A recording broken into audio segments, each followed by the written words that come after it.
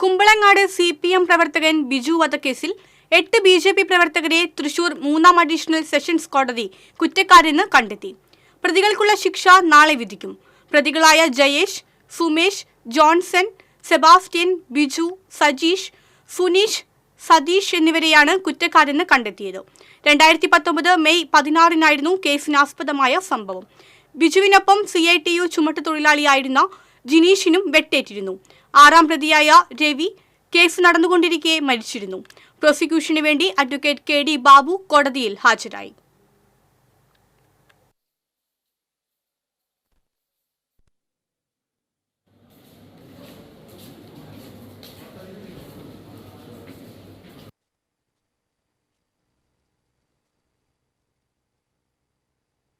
Biju murder കേസിലെ എല്ലാ പ്രതികളെയും ബഹുമാനപ്പെട്ട കോടതി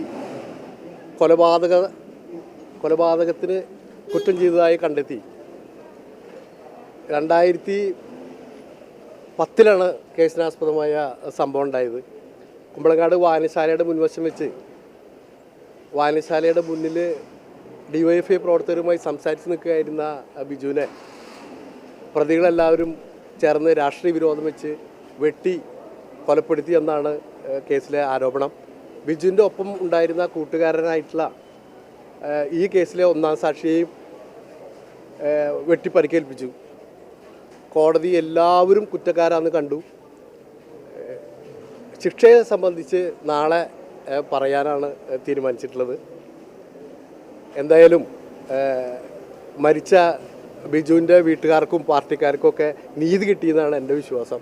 കാരണം എല്ലാ പ്രതികളെയും കുറ്റക്കാരെന്ന് കണ്ടെത്തുക എന്ന് പറഞ്ഞാൽ അത് കോടതി ആ രീതിയിൽ അതിനെ കണക്കാക്കി